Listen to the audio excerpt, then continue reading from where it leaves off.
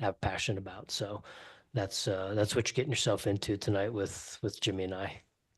Good stuff. Yeah, all of those conversations sound great. Awesome. Cool. All right, y'all. We are back. Welcome to Airey Bros Radio. Thanks for joining us tonight. We have an epic guest to join us, have a conversation. We've got some through lines for you as well. But before we get into that tonight, make sure you hit subscribe, make sure you follow and share. We already know your mom's a fan, but let's get those likes up. Let's get those subs up. And if you're getting any value out of anything we're doing over here, and you wouldn't mind sharing a little value back, click on that link, buy Jimmy and I a coffee. You know how much we love our coffee and our cold brew. So if you do feel so inclined and you're getting a little value out of any of these conversations or the content that we are providing, go on over there and give us a little love back. All right. Tonight, we are talking to Jared Fekete, a professional combat sport athlete. He's a purple belt in Brazilian Jiu-Jitsu, head coach at Sleepy Bear Jiu-Jitsu. Jared is a former member of the All-Marine Wrestling Team and served as an officer, combat engineer, second lieutenant in the United States Marine Corps. He also wrestled at Wheaton College. Jared, thanks for joining us tonight. Thank you for your service. It is an honor and a pleasure to chat with you tonight, and we are stoked to get into it with you. So welcome. Thank you so much. Yeah, thank you for having me. Yeah. Before we get too far into it, if you have any socials, anything you want to promote anywhere, people, if you want them to find you, the floor is yours. Yeah, for sure. Instagram is kind of my main mode of communication for business stuff, anything coaching. That's Fekete JJ. And then I have my backup account, Sleeping Bear JJ. Those are the two main spots you can find me. You can find me on Facebook too. Um, yeah, it's pretty much done for socials right now. Awesome. Jim, you want to go with the through line? That's your Yeah, department. yeah. So Jared, we like to kind of make the world small here and let our listeners know how we found our guests, how we know our guests. So, like Rich had mentioned, I don't know if we were live yet, but we had Paul Check on the podcast, and when we had Paul Check on the podcast, I was letting him kind of know how I kind of came to him, and I came to him because I went to a wrestling camp called the Internal Warrior Wrestling Camp that just put just quenched my thirst for spirituality and put me on that path. And yes, it is a Christian wrestling camp, but that just kind of planted that seed. And through a lot of parts of my life where I have could have went the other way, because I went to that wrestling camp, it kind of kept me on that path. And we'll get into some of your trips to the jungle and stuff, because when Rich and I went and did that, a lot of the stuff we did at Eternal Warrior kind of came back up again when I was kind of fighting for my soul, for lack of a better phrase. But you had reached out to us after we had Paul checked on, and you said, "Hey, I went to that wrestling camp too." And I apologize, we didn't have you on sooner, but to be 100% transparent with you, Rich and I, like he told you, we've had kind of the gamut of people on the podcast, and we've learned the hard way that like you should listen to a podcast with someone before you invite them on, or you should do some research with someone, because sometimes you can be having a conversation and be like, "Oh, I don't know what I got myself into." But I apologize for sleeping on you, and I'm glad you hit me up again because we have a lot of things in common. So, I guess to kind of start off with, how did you find the Internal Warrior Wrestling Camp? Kind of let the audience know this is the first time Rich is actually hearing from someone besides me about the Internal Warrior Wrestling Camp, so I'm sure he's curious as well. Yeah. Okay. Yeah. Where to start, man? Like Eternal Warrior, yeah, it changed my life for sure, as I'm sure it did for you. But I was a junior going into my senior year of high school. Had a really good junior year of wrestling, really broke out, just like really on fire. And I was just looking for camps to go to, and I was looking for colleges to get into at the time. And I actually had a funny um kind of experience going into Eternal Warrior we can talk about, but I went to a military academy. I went to the Coast Guard Academy for a week right before I went to Eternal Warrior, and I missed the first 2 days or first 3 days of the 2 week camp. And Coach Cal made me make up every workout. So while they were resting, I was doing double time to make up all the workouts. And I have never been so, and then the elevation change, right? Going up into the mountains. I just like my very first practice with them. They had a college wrestler at the time who was one of the instructors, one of the camp counselors, and his name was Paul Norgren. And he was at some D2 school at the time. And this just sharked me. He just smelled blood, knew I was fresh. And that first wrestling practice, I think I passed out maybe 3 times. Just he would just hit me in headlocks, hit me in headlocks, hit me in headlocks, and I just kept coming, kept coming, kept coming. And so my very first practice there, I got a merit point, which was how they determine the camp champ at the end and everything. So that was kind of my introduction to that. But yeah, just as far as like it was really, it's really kind of like timing. It's been everything in my career. And I think about how, I was listening to, I just wanted to listen to something from Paul Chek. I'm sure I just looked up Paul Chek because I was in San Diego getting ready for a combat jiu-jitsu fight. And probably my biggest opponent, biggest competition I've ever gone into. So just, I don't know, just, following threads of things. And Paul Chek's always kind of one of those guys that has wisdom. And I found this, kind of small podcast, and it's smallish, compared to what he's on, right? Like, it's just kind of cool. As I pulled at that thread a little bit, and then I'm just like, no way. They're talking about Eternal Warrior. That's insane. It's so cool. So it's like, yeah, hit you guys up, and yeah, everything's timing, right? And so I appreciate that, you guys just, we're willing to just keep in contact and stuff like that. And just, yeah, it's definitely the right time for all that. But there was a question in there somewhere. Sorry. I don't know if I answered it. So you mentioned Paul. I think he went Mankato, right? In Minnesota. Is he a Minnesota guy? The college wrestler you were working out with? Norgren, yeah, he was in Yeah. Minnesota. Yep. Yeah, I think it was Minnesota State Mankato or something like that. I believe his brother was there when I was a counselor. He's a beast. If I'm correct. Yeah. Yes. Yeah, that was probably it. Yeah, for sure. Did you grow up in a Christian household? I did. Yeah. My dad's actually a preacher. I would say teacher, but right now he's a pastor.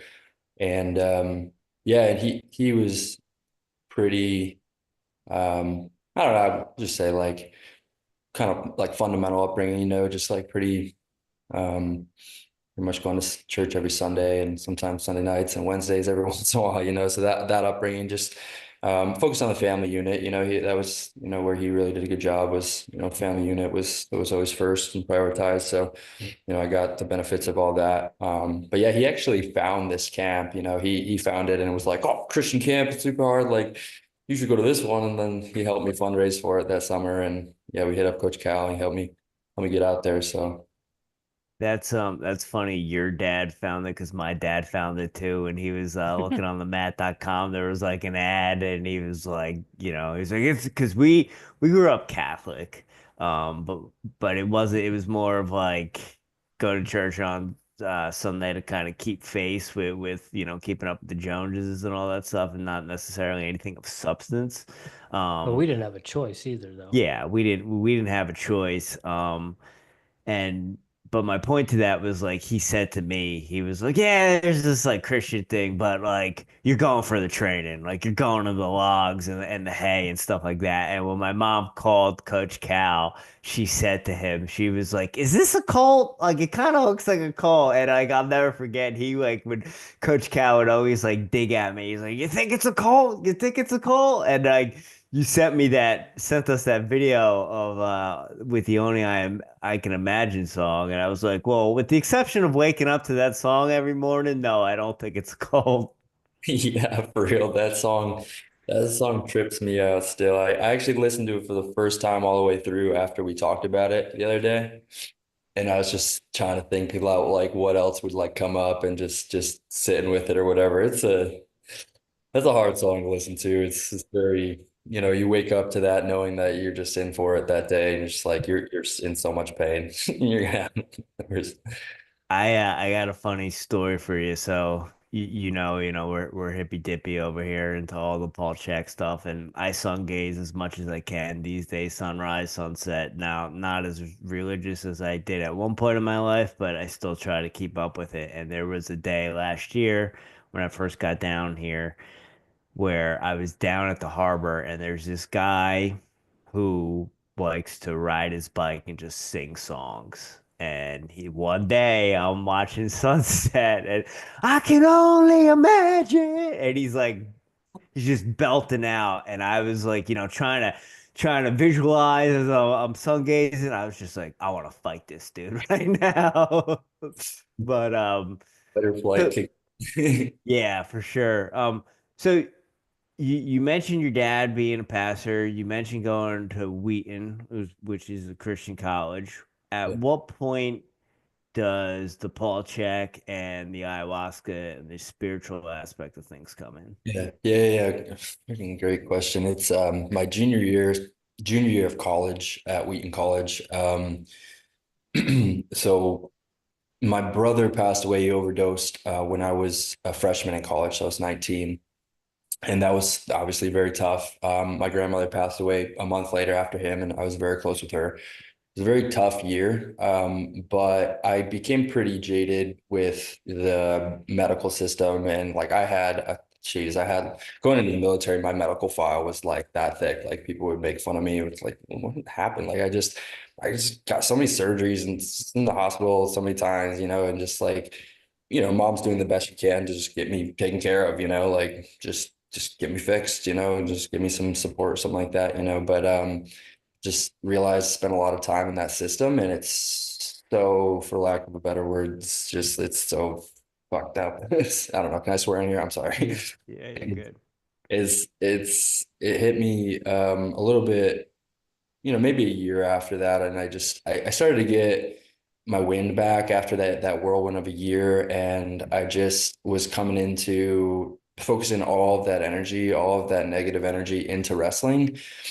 And and my performance, and I just didn't know what was after college. And I'm just like, what am I doing? But I had all this like hate, just like hate for the system, hate for, why, like, what is this? What is this for? Like, what is this happening for? And I think it just led me down a trail of just like all the different ways pharmaceutical companies mess with us. Not even that, just our food industry, as every industry, our culture, it's just so barren. It's just so synthetic, and so I just, as I realized like all the things that supported me throughout my childhood and up to where I am now, it's like the things that I chose to do to like get in touch with, the food that I was eating, because I was cutting weight all the time. So, and I wanted I wanted to be able to cut weight really smoothly. I wanted to feel good. I wanted to be able to manipulate my weight so that I had the advantage. So that got me into organic foods, in high school, and just like what I put in my body matters and stuff like that. And then it was just kind of a progression. It's like, the one thing about being around people like Coach Cal, my coach from Wheaton College, Coach Greenwald, my parents, like they really focus on the family unit, and so there is like a very wholesome aspect to it that like brought me up in like I was always in like a family, I always like felt supported, but I still felt like there was something missing. There was a lot of substance and disconnect from, what I felt was, real and true. And so I don't know, it's just a kind of like a battle to, pretty much what I was doing was like shadow work, like Carl Eunice, just going in and just like letting things come out, expressing it. And I would always express it through wrestling. And I just realized that wrestling is, it's just like jiu-jitsu, it's just like fighting. It's just a martial arts. So you're expressing. So it's my way to creatively express. And so I just like, really honed in on that as my job, as my profession in college. And I started listening to Paul Chek, Aubrey Marcus through the Joe Rogan show, and then Aubrey Marcus to like Ben Greenfield to Paul Chek, like these guys started to come up, and I just like these new ways of thinking. And it wasn't counter necessarily to anything that I had learned, but I had never really resonated with Christian culture. I find a lot of weakness in there. I find a lot of strength in there too, and I admire Coach Cal. I admire, um, these men that supported me and have like real masculine traits that I admire, and these are things that I'm, inspired by. Um, but there are many aspects of the culture that just, make me want to throw up, and that goes with politics, that goes into, all sorts of things. So, it was kind of that junior year of college, I think I really started to dive down into that path. Uh, Jared, rather, taking a step back, what is your wrestling origin story? Jimmy he was coming to wrestling matches in his singlet and headgear when he was coming to watch me. Um, was your dad a wrestler? How did you get involved with the program or the sport and go from there? Yeah, for sure. Yeah, I love this story. My dad wrestled in high school and had some success. He had very little support from his parents, and so he just was just a, from what I can tell, a wild dude just trying to, do the same thing. He loved wrestling. He found a lot of friends in wrestling and just kind of stuck it out. But um, family, moving around, all this stuff, he just never really got the support to make it to college. I think he could have been, but, came, married my mom really young. They were like 19, 20 years old, started having kids right away. And I'm the youngest, third, so lucky me. And so my dad, they settled down in a small town up here in northern Michigan. So it's a small town called Thompsonville, close to Traverse City, but small town, right? So small high school. And my dad got a custodian job at the school, and he did over 20 years there, retired out of there. But right away, he got in with the wrestling team, and started coaching. And so he coached, from the time I was, a baby, all the way through to when I graduated as an assistant coach. And, he became really good friends with the head coach that kind of like brought me up through the system. And so Benzie Central Wrestling is really my origin story, and that's where the Sleeping Bear comes from. It's Sleeping Bear National Lakeshore. You got the sand dunes all along the coast of this area, and we're right on Lake Michigan on the west side of the state. And yeah, it's just a small program that I've been a part of, to this day. And it's just it's I've met some of my closest friends, all my training partners up here are in some way a generation, like my black belt instructor up here was my assistant coach when I was a junior, and he was a D3 wrestler. And then I went to college and wrestled in D3. And then one of the guys, he's my ex-brother-in-law, long story, but he ended up going to a D3 school, Ohio Northern. And then one generation below him, my buddy Sam, into jiu-jitsu, went to a tournament in Las Vegas with me this summer. He's at a D3 school right now. He's a senior at Adrian College. So it's like these D3 guys coming from these small schools, and just, yeah, so I came up through Benzie. And yeah, my dad kind of did the same thing and kind of helped me along in finding Wheaton College, because I tore my ACL my senior year. So right after Eternal Warrior, I tore my ACL in a football game, and that really broke me in a lot of ways. It was another tough time in my life. And yeah, I don't know. My dad kind of like just kept, he's like, you could go to college, and, it doesn't have to be done and all this stuff. And he found Jim Greenwald down in Chicago, at Wheaton College, and we got a visit, and my dad was sold right away. I mean, Greenwald's a really good salesman. Especially he's got that like Coach Cal vibe where he's just like a Christian zealot, he's just like, he's got $6, 7 kids, and, just one of those types, It's the same with Coach Cal. All these guys, these Christian men that I look up to, they all have a ton of children and they're really good fathers. But yeah, that's how I found my way to Wheaton. Yeah, and then through Wheaton to the Marine Corps, and found my path onto the All Marine Wrestling team a little bit, and it's kind of where I've taken wrestling so far. So are the cherries as legendary as they say they are in Traverse City? I think we actually import most of them. I think it's kind of a scam.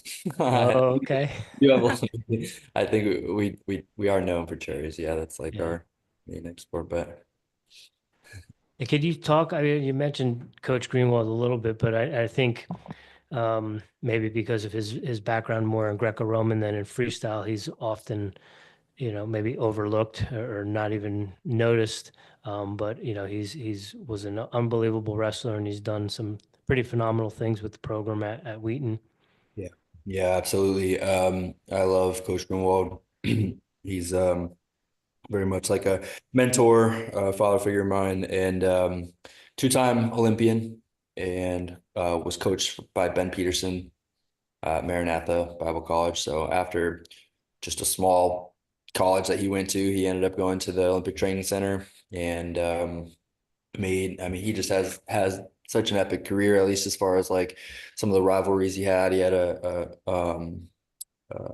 pretty wild rivalry with oh, his last name's Dennis, or no, his first name's Dennis Hall. Dennis Hall. Yeah, yeah, yeah. So the epic stories that he has about him and Dennis Hall, and he got beat by him, beat by him, beat by him, and then he finally beat him. He beat him in the U.S. Open, and beat him in the World Team Trials and stuff like that, and made the Olympic team. Just, yeah, really legendary. Um, yeah, I mean, he was there for me when my brother died, and really a lot of really hard times in my life. So he's just kind of an epic person. You know. There's a clip that I saw that you post of him talking about you, about your freshman year, Yeah. and as he's talking, he's like hitting the desk because he's about to break up, and I was like, like it's a very intense clip, and you could tell just from that story that that team there and that culture was very important to you and getting you through that time, and that there was a brotherhood that was at Wheaton College. And for our listeners, the clip is Coach Greenwald talking about how when Jared's brother died, that was the third family member out of four that died his freshman year, and his dad sent him to school, back to school after his brother passed, and said, I want him to be around you and the team. He doesn't need to be around me and his mom right now. He needs to be around a brotherhood, a bunch of strong men. How important was that just kind of to who you are right now? Yeah, yeah, man. Like I mean, losing a brother. My brother was he was a really good brother. He had a huge heart. He was an artist. He was a really good guitar player. He played football, wrestled. Did all the things. He just didn't know how to deal with his demons. Didn't have the tools. Didn't. Yeah, it's just and so the fact that he was such a good brother still plays such a big part of my life. And so just the maybe like the archetype of brothers it's always just been so solid for me, and I found that relationship with brothers to be one of my deepest connections, and that is just one way it's played out in that scenario. That was a chapel that he spoke at, and I didn't really know that he was going to bring that up. I ended up going to it was like the one chapel I think I went to that year. Like I had like 27 skips. You're not supposed to skip chapel. Like I don't think I went to very many. But I went to that one, and he started talking about it. Yeah, I like couldn't even handle it at the time. I just walked out. Just not in a really great place my senior year, but at the same time, I wasn't mad at him or anything like that. It's everything he was saying was true. That's what the wrestling team was. I mean, I got the call in Spanish class at 9 a.m., and I had two of my teammates in that class with me. And, as I like was talking to my dad, walking out of the class, and realized, everyone could tell that there's just something awful had happened. The teacher and my two teammates came out, and they just literally just like cried with me. They didn't say anything, they just were outside on these steps, and yeah, just was there with me. And then it was just a constant, I always had someone there with me, and I wasn't asking for it. I was in such a fog and a haze. I didn't know what was going on. It's very dreamlike for me now, but yeah, they took me to a conference room. It didn't seem like very long later, and the entire team was there. Everyone left class, everyone dropped what they were doing, and they came to this conference room. And some people were praying, other people were you know crying a little bit, just give me hugs, so it's just like overwhelming support. And that was really, really powerful. And it's just one of those things too about men, right? Like your ability to be vulnerable is such a superpower. And I realize that now more than anything, with everything that men deal with, it's just like, you really do got to get it out. And so they allowed me a place to get it out. That's good. Jared, thank you for sharing that with us. And Brotherhood obviously is a big deal to Rich and I. We are all, well, I don't want to speak for Rich, but Rich is all I got. Rich is my number one. The people that I work with, people that I come in contact with, they're like, man, you really like your brother. Like, you guys are really tight. Like, yeah, man. And I always tell people, I can talk shit on my brother, but if you talk shit on my brother, we're gonna have an issue. Yeah. Yeah. Um, so you went into the military after Wheaton. What was kind of the reasoning for that? Couple of reasons. So I knew it's like some of my friends told me this too, the ones that really knew me, like totally opposite of what my personality, because I was very hippy dippy at that point too. It's like I do all my stuff, but it's just like I got married right after I graduated to my high school sweetheart, and she was making really good money right out of school.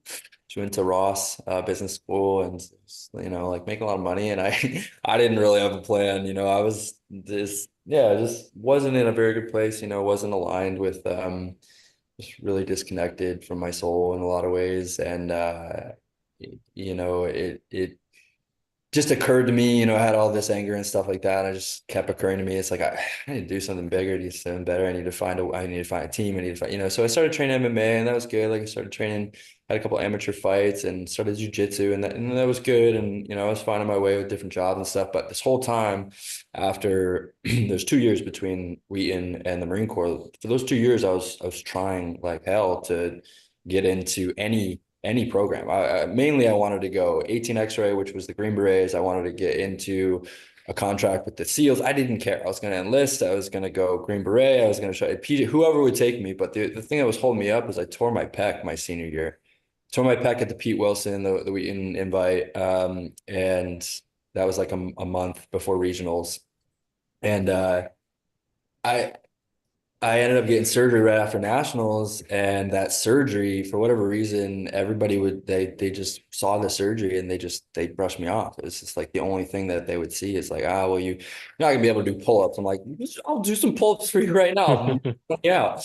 And it's like it's just this constant, like I was just really I was listening to a lot of podcasts on being in the military. Just soaking in information, and I just kept wanting to do it more and more. And finally, I went to the OSO Officer Selection Office down in Lansing for the Marine Corps. And because I had my degree and everything, I had the officer route on the table, and I didn't know if I really wanted to do that. It was better money, but I didn't know if it was going to be as like, badass as, the Green Berets, or as hard as, the Green Berets could be, or whatever.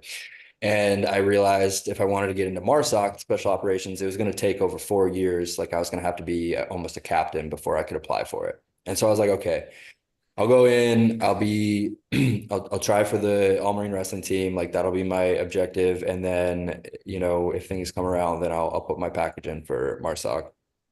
And, um, and so I kind of like disregarded all of the internal feelings of like not driving with the man or the authority, the authority of the military, but realized they would be good for me.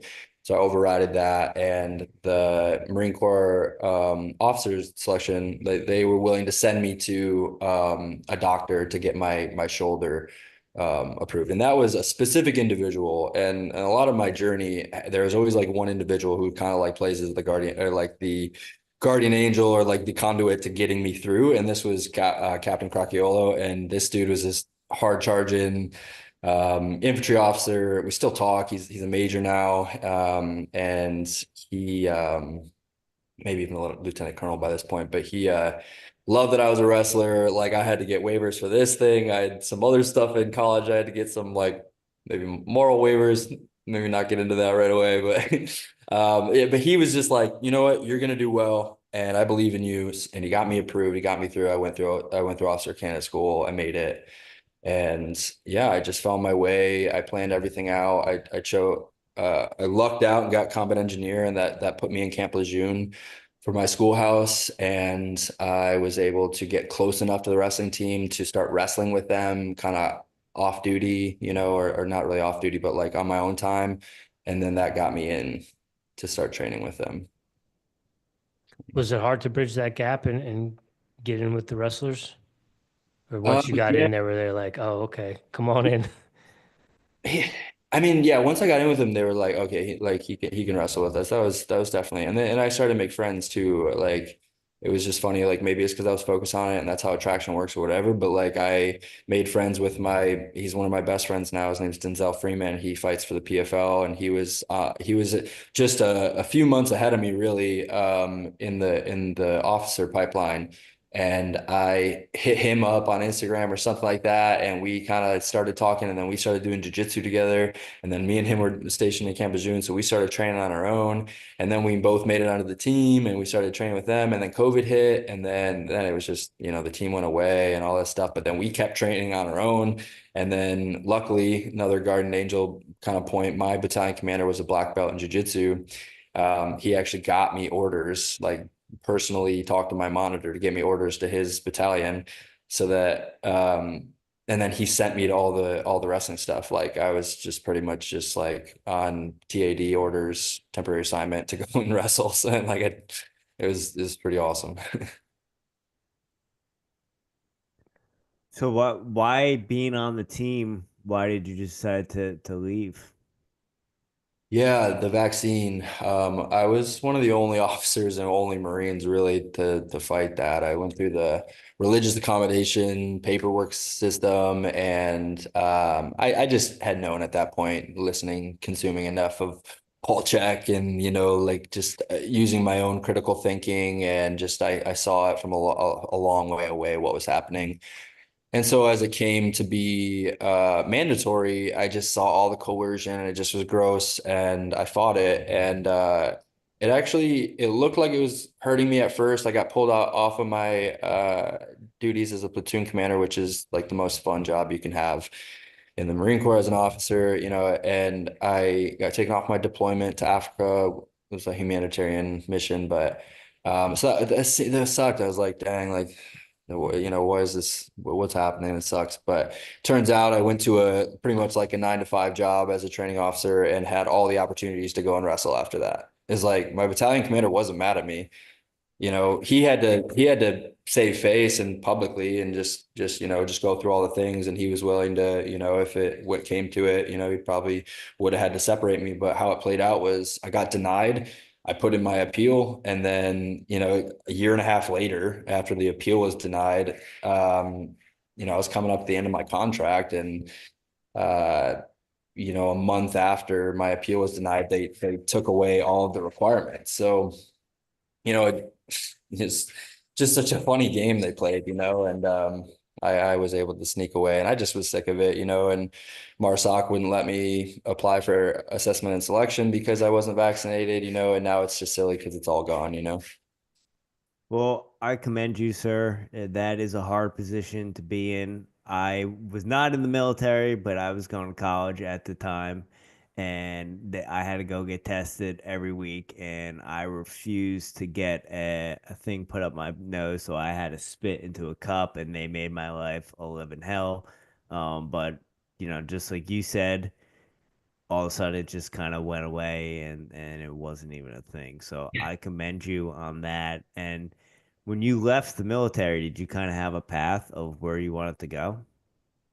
No, I got this really great opportunity to do what's called skill bridge. So for like the last 5 months of my contract, I was back in Michigan building a jiu-jitsu gym and taking online courses to kind of transition. So that was a really cool program. So if like anybody listening to this like is getting out of the military looking to skill bridge, it's like I was paid my normal, salary, and I had a chance to build a jiu-jitsu gym, so I kind of like just went all in on jiu-jitsu really. And then it was in that 5 months that I separated from my ex-wife, and then I went all in jiu-jitsu, and I just was spending all my money going around, going to ADCC trials and just doubling down on that. So Jared, we definitely want to get into that jujitsu path, but one thing I kind of want to go back because Rich and I always have this conversation about having a conversation with our younger selves and us thinking we should have went into the military. And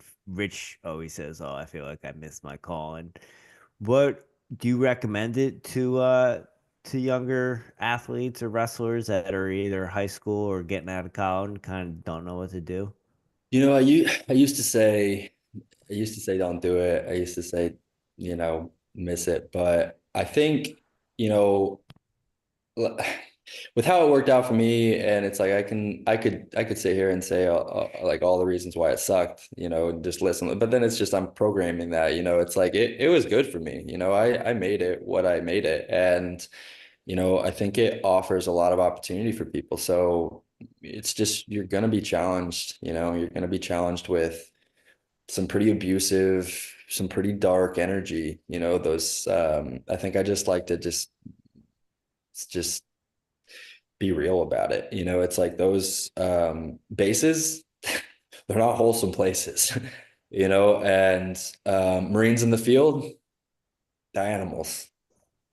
The animal came out in me, like it's pretty grimy. And but wrestlers would thrive, right? So like, you can make the best out of it. And I would just say to anybody thinking about it, it's like just do your research, just know just a general idea of what you want to do, why it would be worth it. Don't just go in there and be a feather in the wind, don't let them push you around. You can really, affect your path. You can do things that you want to do and make the best of it. So, you know, yay or nay, I'm kind of indifferent. You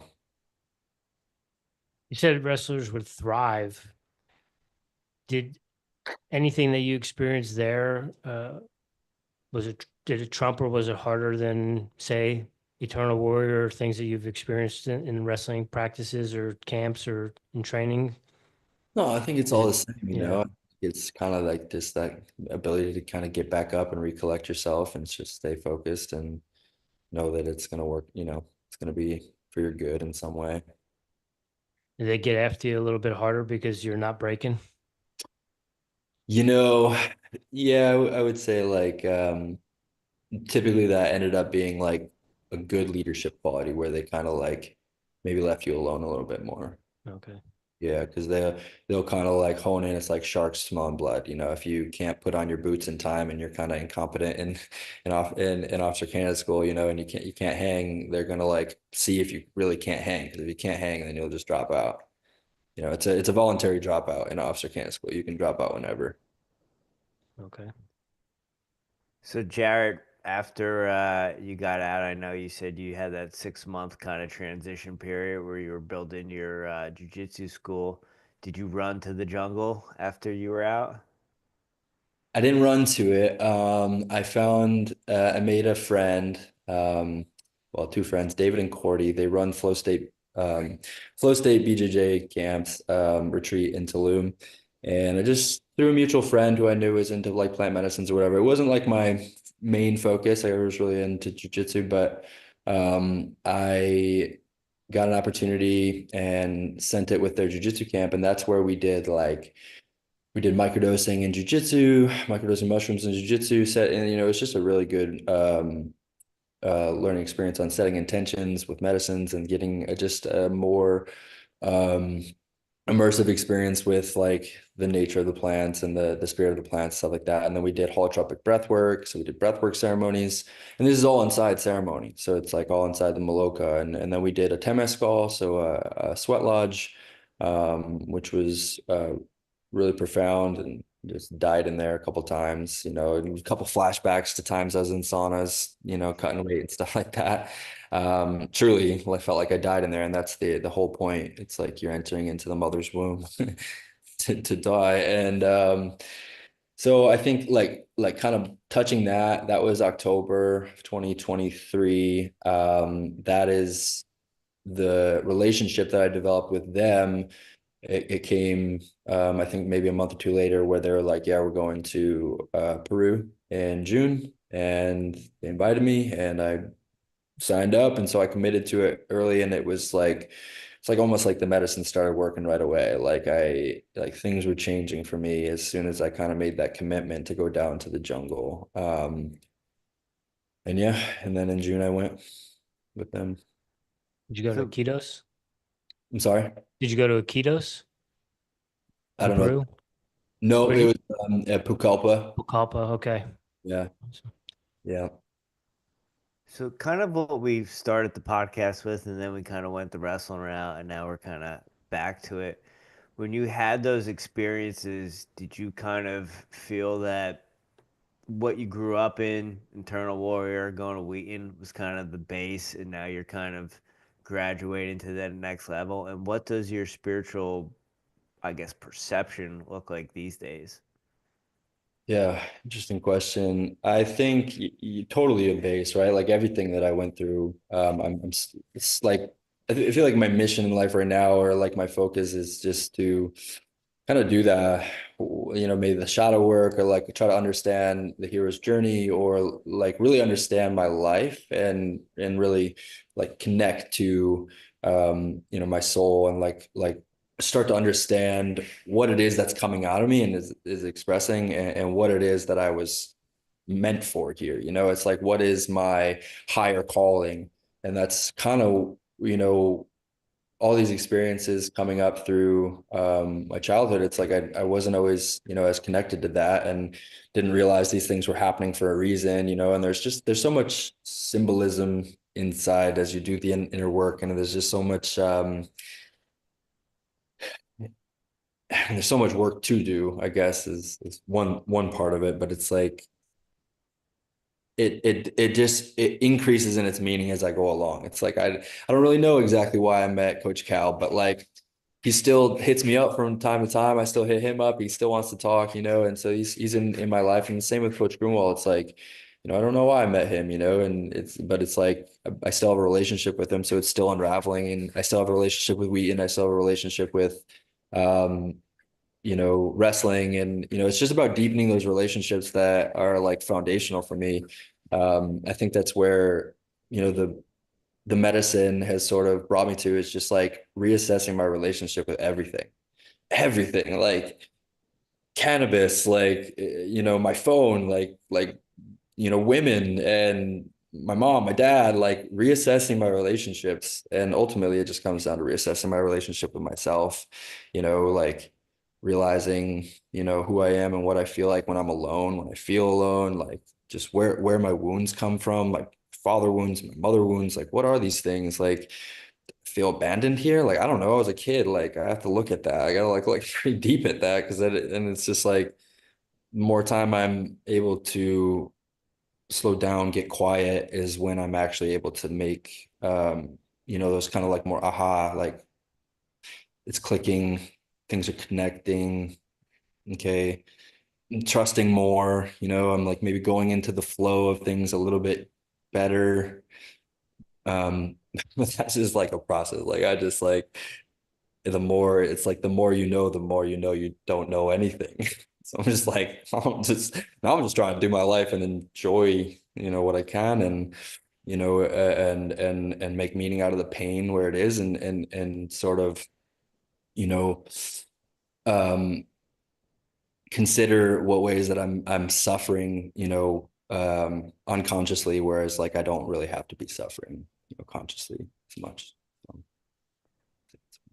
The work is the work, sir. I appreciate you sharing all that. A lot of what you said kind of resonate on my journey, what I'm constantly striving for, and one for there was a long period of time where I was kind of in an identity crisis where I was trying to push the wrestler away and trying to figure out like there's got to be more to me than just being an ape.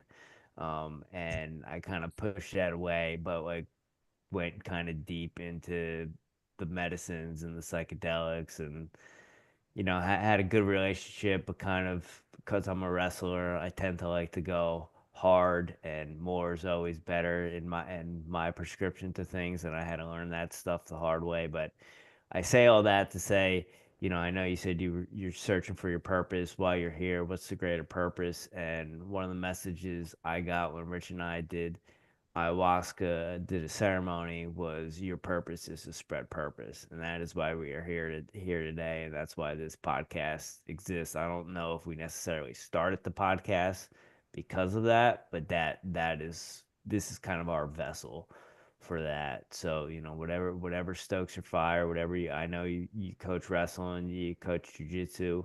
That's your way to spread your purpose. Keep on doing it, sir. No, thank you. Yeah, you've inspired me. I've always been into podcasts. I'm very audio.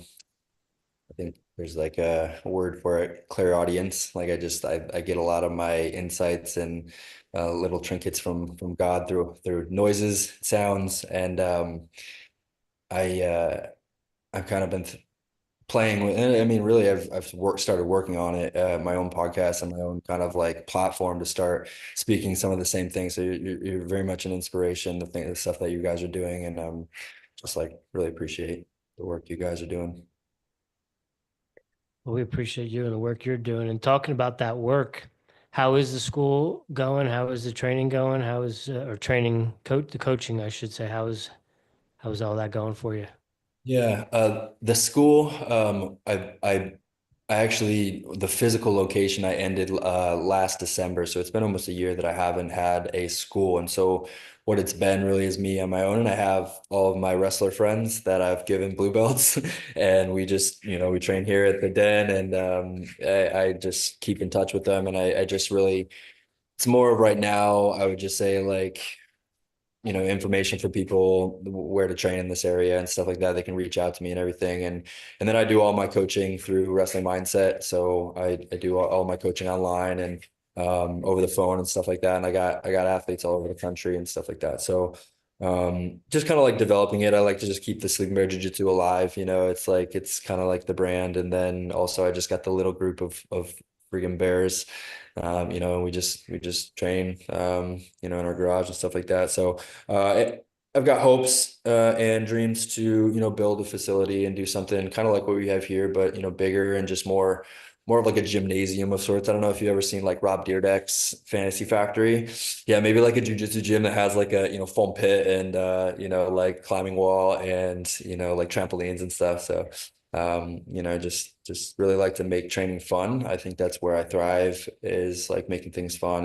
And I coach up here at Benzie Central. I've always been close with them. Like last year we made it to the state semifinals as a team, and had 14 individuals at the individual state finals. And so, we had a really good year. And so I just stay involved in my community. I just as much as I can. And then I train up here under Torn Heffelfinger as a black belt, and he was my assistant coach when I was a junior in high school. So he was the one that went to Manchester College, and so just really like a brother, older brother figure. My dad coached him when he was in middle school, and so just like that tight bond, and I just trust him, and he's just worked with me leading up to the combat jiu-jitsu fight, and just planning. We're planning. There's some pretty big things coming up this year, too, if you would like to talk about that a little bit. Yeah. Yeah. How, So real quick, how are you pretty far from Monroe, Michigan? Yeah, near Detroit. yeah, I think 4 hours or so from Monroe. Okay, because we had I don't know if you've ever heard Todd Williams. Mhm. He's a two-time Olympian track and field athlete, distance runner, but he's also a black belt, and he has a school after he not gave up, but after he retired from competitive running, he needed something to scratch his itch, so he got into jujitsu and got bit by the bug, and now he's a black belt and a professor, and he has a school. He moved back to Michigan. He has a school in Monroe, where his hometown. Keep that name in mind. I'm sure it's a small community just in Michigan for jiu-jitsu, and I'm been getting fights down in jiu-jitsu. I had a fight down at House of Glory in Wayne this last year, so I'm kind of getting in with that scene. And then yeah, I also, just a side point, I have a big heart for track and field. My second grade teacher was my track and field coach in high school, and it's actually a wife and husband couple, and they're one of the best coaches in the state, like legends. And they took me, just a wrestler who really didn't know anything, and I was on. We took second in the state in the 4x8 my junior year, and Oh, nice. made me a good runner for 1 year. I can't run worth a shit now, but but I a big appreciation for the 800 because it's the worst. It's the worst event I've Yeah, ever done. that's a tough event. And then I have a distant cousin. He's I think his second cousin, who was a 4-time state champ, and he's at Wake Forest right now. And it just you just like really good athletes come out of the school and stuff like that. So yeah, big props to track and field. But yeah, I mean, it's as far as what's coming up this year, for combat jiu-jitsu, I've got a title fight in May. So that's the one big thing on the horizon, with a guy, Travis Thomas. That'll be a fun one. I don't know where that is yet, but then the bigger one, the fun, the one that gets me like nervous, excited, like I know it's the right thing, is I got a verbal agreement with Pat Downey, Oh, yes. Let's go.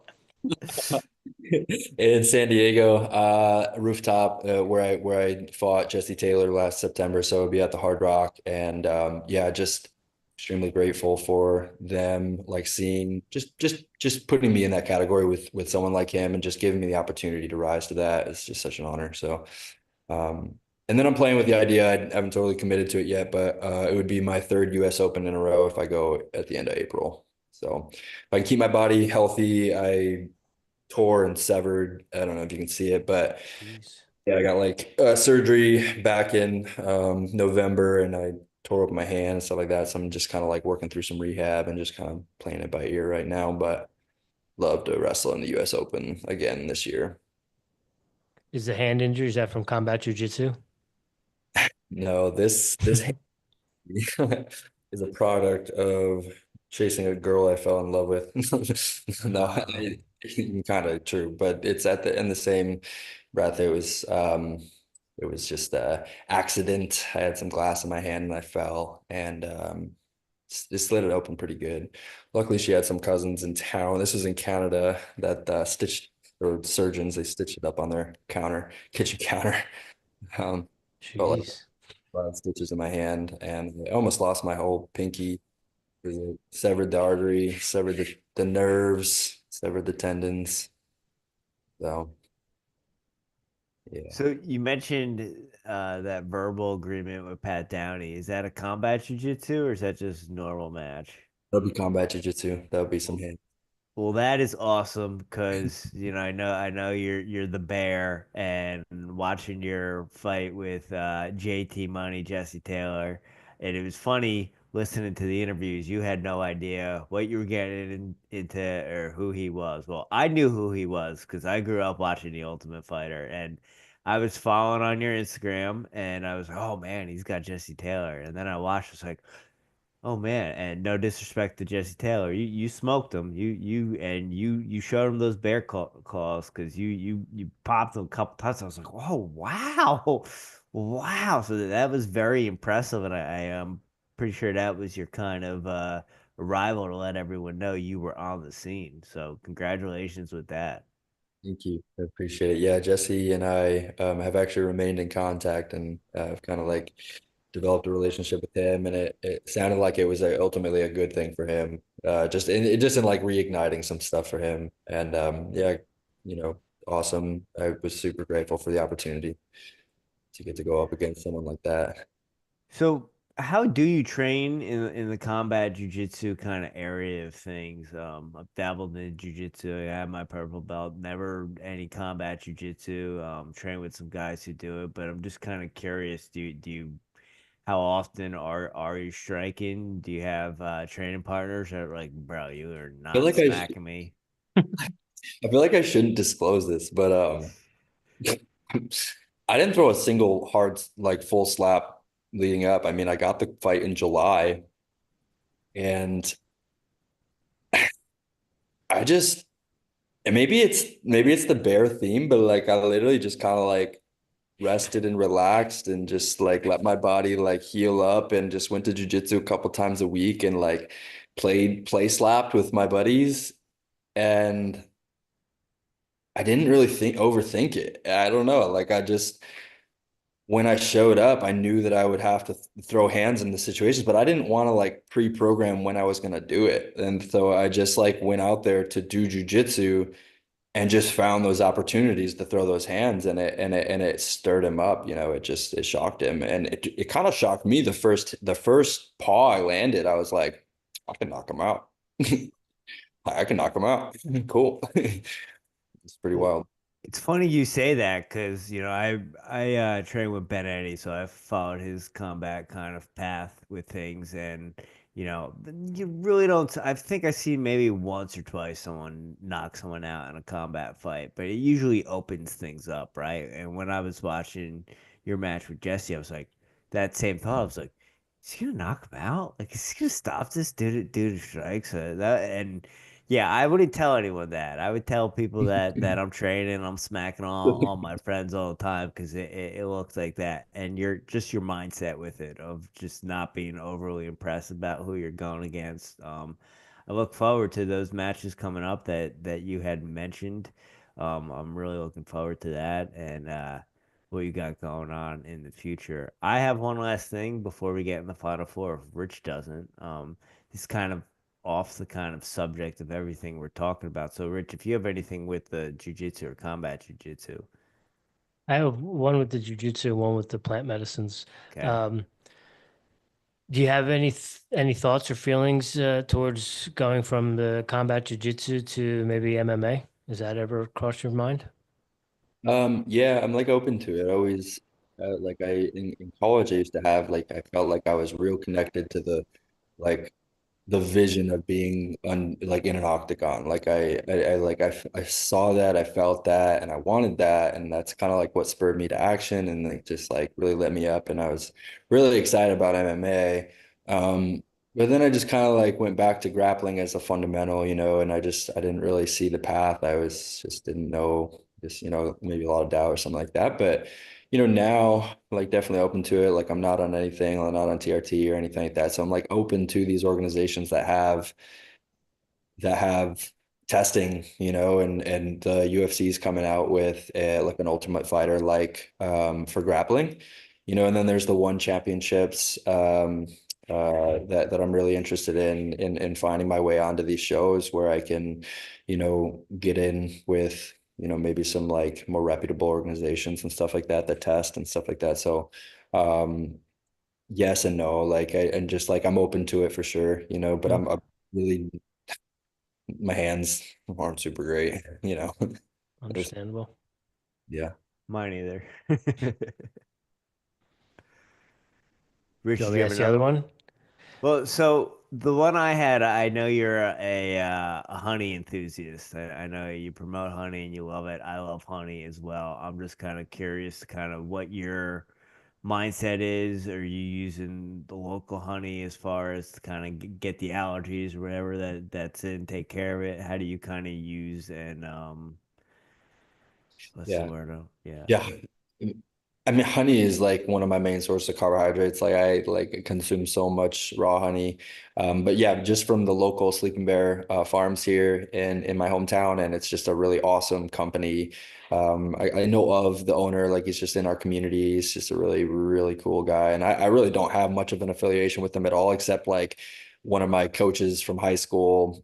He was a coach in like cross country and track and stuff. So he was around, and we're buddies now. And he's a sales rep for him. So he doesn't eat it, and so he hooks me up with 12-pound buckets. He's like every once in a while he gives me a 12-pound bucket. I'm just like, yes, like money inside. I'm just like consuming a lot of honey, and it's just one of those things that's kind of grown on me where it's like, well, bees are such an important part of our ecosystem, and it just goes so deep, and I really don't even know like a whole ton about it, but I just feel it so deeply that it's like, hey, if like we, take care of our bees, and then it just all makes sense with the bears, and I just feel it. And so I just try to support them as much as possible. And yeah, and then me and my dad we're gonna be starting to uh hanging out with bees and doing some getting our own honey this next spring and stuff. So there's just like some plans to have bees around and just get to know them a little bit more. Yes. Or you just eating the honey raw? Do you like to put it on things? How do you kind of take your honey in? Yeah, raw milk, raw honey, lattes in the morning are pretty standard. And then yeah, I'm eating spoonfuls a lot, and just yeah, I consume a lot. And you brought up that, you're not on any peds and you're all natural. Honey is a big part of your carbohydrates. What's that nutrition look like for you? Yeah, like raw milk, raw milk is a staple. I eat a lot of steak and ground beef and chicken, but it's pretty bland too. It's literally just my carbohydrates are white rice and potatoes, raw honey, maple syrup every once in a while, and then yeah, the raw milk and I eat the organ meats and organ supplements and stuff like that. Just pretty basic, but pretty, like paleo, I would say. Like I'm not opposed to vegetables either, if I get some fiber in my diet and stuff like that too. So, pretty basic, but works the best for me. Sweet. Thank you for sharing with us. So you'll be doing some beekeeping in the spring? Yeah, exactly. So that's the plan Awesome. with my dad is we've kind of committed to that, and so I'm excited to get that process started and just to kind of form a relationship with the bees, and it's like kind of been on my mind a lot and my heart a lot. So Cool. Well, I appreciate it because I was in a bee rabbit hole a long time ago when I lived in California, and I used to see bees, dying on the ground and stuff. And that's when I started to look into things like Wi-Fi and 4G at the time, and these different things. And I think it was Albert Einstein that was said that no bees, no humans, and if they're but by when the last bee goes into extinction, we have like 2 or 3 years, and then there's not going to be any humans. So I've not that I've ever dabbled in beekeeping, but I'm fascinated by it. And I have some friends that do some beekeeping, so I'm always open to free and raw honey. yeah, Yeah, I'm curious. Before your plant medicine experiences in 2023, had you had, with your upbringing and that sort of stuff, had you had experiences with plant medicines and fungus and stuff like that in like high school or college or anything? yeah. Actually, my journey started in a very it was not. How do I put this? Like my brother was the only one really overseeing it. Hmm. You know, Not intentional, yeah, more exactly. Not recreational. exactly. More Yeah, recreation. Just didn't really know what I was we've been doing. there. Yeah, and so like started smoking weed very young. Yeah, yeah, mom, dad, if you're listening to this now, you can, just shut it off if you don't want to hear it. It just Allegedly. allegedly, yeah. And so I got in, to smoking weed and that was good. Like I made a lot of my connections with, stronger connections and experiences with my brother. Kind of like that was always kind of around. But when it got into pills, that was not the plant medicine side of things. That was when it got really like addictive and really hooky. And so like I had maybe one or two experiences with mushrooms at that age in middle school, and then it was the pills that really pulled me down. I got hooked on morphine from a buddy who found his dad's stash, and then he gave me, all his dad's morphine pills. And I was getting prescribed Vicodin because I broke my thumb, I had mono, I had meningitis, so I had like all these prescriptions and you know um access to it. My grandma had a ton of pain pills, and there's just always pain pills around, and Mhm. that was kind of the um yeah, what we kind of were like always focused on around that age. And then it was really wrestling. My freshman year of high school, I made it through the entire season pretty much on morphine, but I kind of got off of it and got clean at the end of the year somehow, and made it to state my freshman year. And after that year, I was kind of like going through a some sort of spiritual awakening, because I went to a wrestling camp at the University of Iowa that summer, and I just realized like I need to focus on wrestling. There's like all these good things happening with wrestling, and so I just was able to like make this switch. Um, and that's really when I started like form a relationship with God, and kind of my own relationship with God that wasn't my dad's, that wasn't my mom's, it wasn't the church or anything like that. It was like my own personal relationship, and I kind of like started to like kind of got rid of all the pills and all the things, and yeah, I had a pretty clean high school experience into college. So but it was early. It was like when I was in middle school. Okay. Thank you for sharing. Yeah, so I lied. I do have two more because we brought up the bees and then we brought up plant medicine and on one of my experiences on ayahuasca, I had kind of this vision of God and it was pretty much like going back to the hive and I wasn't necessarily like bees, right? But it was like just this energy hive and that when you die, you just go back to the hive. It doesn't end. Right. So that kind of just came up when we were talking about bees. And then the other thing I have for you, I know you said you went to Eternal Warrior. Was it 2010 or 2012 or both? Yeah. Was Joe Calvita there? No, is he related to Coach Yeah, Cal? that's Coach Cal's brother. He's my guy. He taught me about grace. I try to spread the message to Joe Cal because everyone knows about Coach Cal, and Coach Cal is the man. But Joe Cal, he instilled grace in me, and he's kind of like I've never gotten beat so bad on a wrestle mat than I did by Joe Cal. Joe Cal was like he's the great that no one knows about. Very cool. And no, I didn't even know he had a brother, to be honest. Like I met all of his daughters were there. Some of his sons weren't there, and then his wife Monica was there, and then Joe Johnston was there. He's the current head coach at Air Force. Yeah, I saw him at the last US Open, and we reconnected, and yeah, he's really supportive.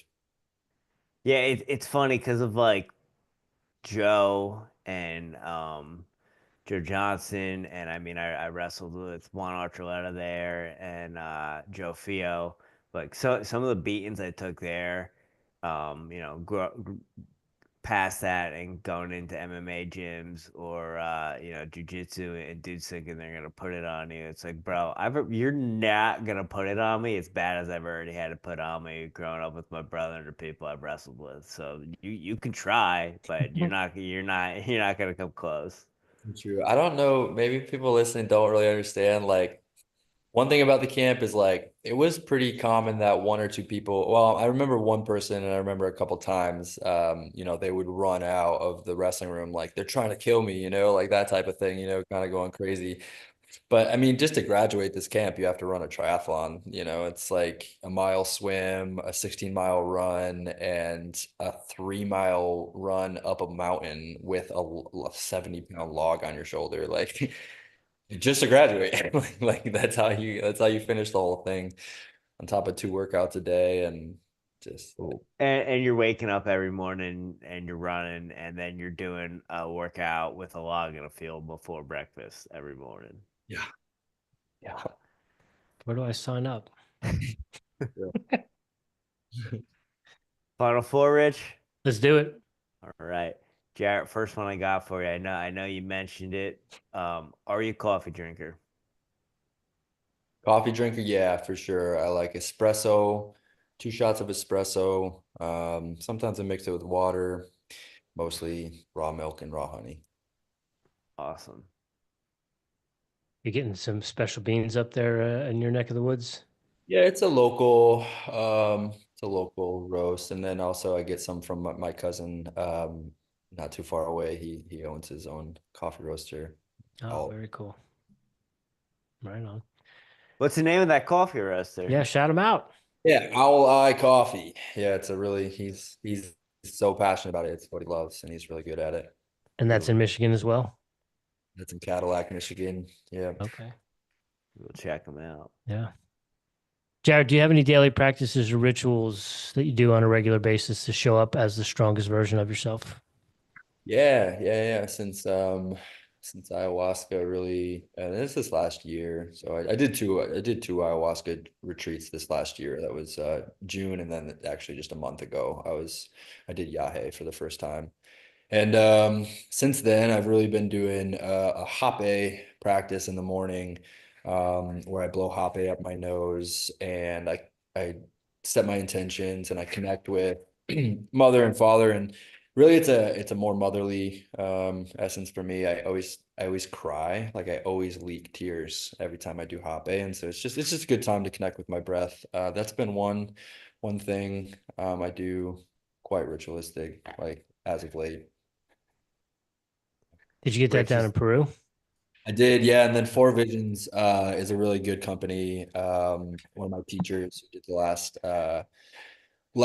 ayahuasca ceremonies for me, he helped start that company. So Four Visions Marketplace. It's really good quality. Excellent. Rich, is that what we got before our ceremony? Yes, sir. You do that every morning? I do, yeah. Typically, I do it every morning. Yeah. Okay. So I can't administer it the way that these shamans do. I mean, my teacher Okay. was like, I can like get it. I can kind of light up my face, and then and then I get kind of it's nicotine, so you get kind of like this nicotine high. But I did it after the second ceremony, or so we had two ceremonies that weekend, and after the second one, so it was like we were celebrating the end of wrapping up the ceremony, and I puked my guts out and just had one of the worst nights of my life. And then once you're cleansed and you're purged, it's like you feel great and everything. I'm like, okay, like I'm getting all these downloads, getting all these insights, having a really like meditative time. And then they call us up for Hape. Never had somebody else shoot it up my nose. Oh, you did it after. What's You that? did it after the ceremony? End of it, yeah. And Wow. so what happened, it was just so wild. He shoots it up my nose, and the guy that was next to me just kind of like watching, and the guy, and he's like, I never, afterwards he told me, he's like, dude, I don't know if you saw it, but like he put a ton in there. And I was just like, you handled that like a champ. And I was just like, yeah, well, this is what happened. And so he blew it up my nose, and it lit up my entire head. Like my entire face was just lit up like a Christmas tree. And I'm like, oh boy, and so I go back to my mat and I cross-legged. I'm just sitting there. I'm sitting there. And then, one of the guides, she has such a beautiful voice. She was singing this song. It's about mothers. It was in Spanish and it was about mothers. And I just, I had this intense experience where I went back to a time when I was 14. I puked my guts out. Long story short, I ate way too much cookies and cream ice cream and Oreos. I don't know if it was self-sabotage or what, but like I had the worst stomach ache of my life. And I purged it all up on my porch at home. And my mom, she's like, we're going to the ER. It's like, and I was just like shaky after that. And I just was having a bad time. So she took me to the ER.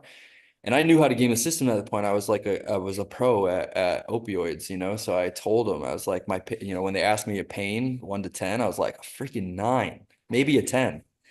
They gave me Dilaudid. Oh They my gave me like God. what they give open heart surgery patients, and I flashed back to that moment. It's like my own body produced Dilaudid. I had to lay down, but I just was sobbing and I was just leaking out of my face. And she's singing about my mom, and I was just like, I mean, that's what I was taking it as. I don't know if she actually was, but and then she like sensed the energy. It was like 20 people in the room, but she like came and started singing right next to me and just like dangled a tissue over my hand, and it was just like the most intense. I was full blown on Dilaudid for 20 minutes at least. It's like I don't even know how long it was, but that's what Hoppe can do at some levels, I guess, for anybody wondering. So when you're administering it yourself, do you have a little apparatus that you're like putting it in and then blowing it up your Yeah. nose? Yeah. The single one, Yeah. the personal use is a Caribe. Yep. Very cool.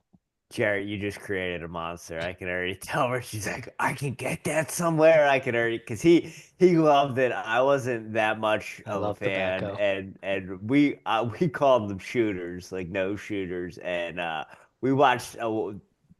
There was like this couple there at the beginning of, because we did it at the beginning of our ceremony, not at the end, and like just kind of eyeing up the room and kind of like, all right, who's gonna be the person that makes us no noise and kind of gets out of hand. And little did I know I was gonna be that person. But we're looking at this couple, and like this lady was there, and we're like, man, what do you like? You just don't look like you belong here. And after they did the shooter, she was like, I'm out. I am out. And I don't think she took any ayahuasca, and she left that night. Be intense. Yeah. Jared, what are you listening to right now? Music, podcasts, audiobooks? Are you reading anything? Yeah. Oh, Rick, I'll pull them up. So, I just listened to a really good podcast with Stephen Pressfield on Know Thyself. So, one of my favorite books is The War of Art, Hmm. just on resistance, and that kind of thing. Um, I'm listening to a podcast by Emily Saldea. It's all about free birth. So I dated a woman who is a sovereign midwife and a practice or in training. And so just one of those connecting to my deepest purpose, like what really matters in life. I think going back to birth is one of those things that kind of keeps recurring. That's one I've been listening to lately. As far as books go, um, Disappearance of the Universe. So anything with A Course in Miracles. I don't know if you guys have ever heard of A Course in Miracles. It is a very great book when it comes to learning how to forgive yourself, all those kind of things. So A Course in Miracles was really kind of my way in, or The Disappearance of the Universe was kind of like my way into that book. That was good. And then yeah, like The Way of the Superior Man, stuff like that are just the ones that I'm listening to right now. I mean, yeah. Rich. Sorry, I was writing something down. Jared, last one. You know, you keep it clean and you got a great path with everything that you're doing. But with that being said, do you have a guilty pleasure? Could be food, could be spirits, could be cannabis. Yeah, of course I do. Um, Good question. Could be music. Are you a Swiftie? No, not a Swiftie. I do love music. I have a very good connection with music. Probably women. I feel you, dog. I feel you. Good Yeah. answer. What you said you had a good connection with music. We kind of skipped over that one. What are you listening to music wise right now? You got any recommendations? No, it's kind of all over, but my Spotify just like really whatever it is about the AI, it's like really knows how I'm feeling a lot of the time. So like bring up some really good music. It's a good question though. Like there's a lot of OC Elliott, I guess. I'm looking through a lot of like ceremony music that I've been pretty interested in.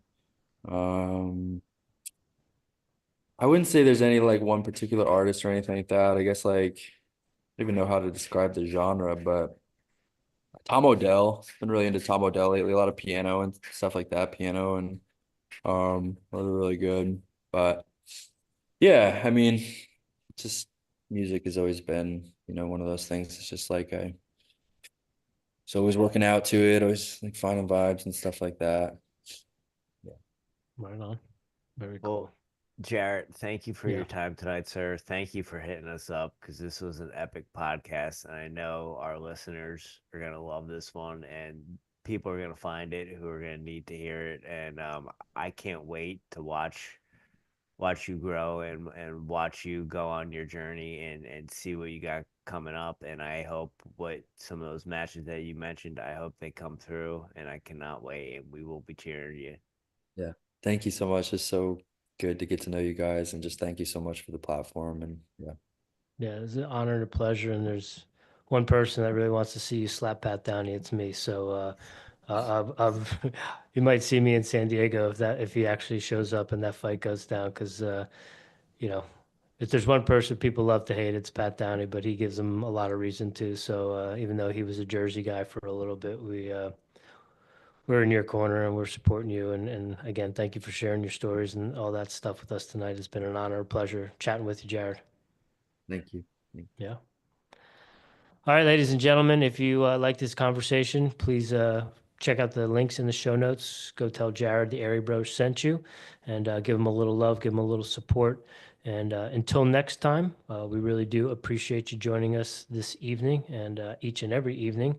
And again, if you got any value out of anything that we brought to you tonight with Jared, please, if you feel so inclined, go ahead and click those links and buy us a coffee. Thanks, y'all. We'll see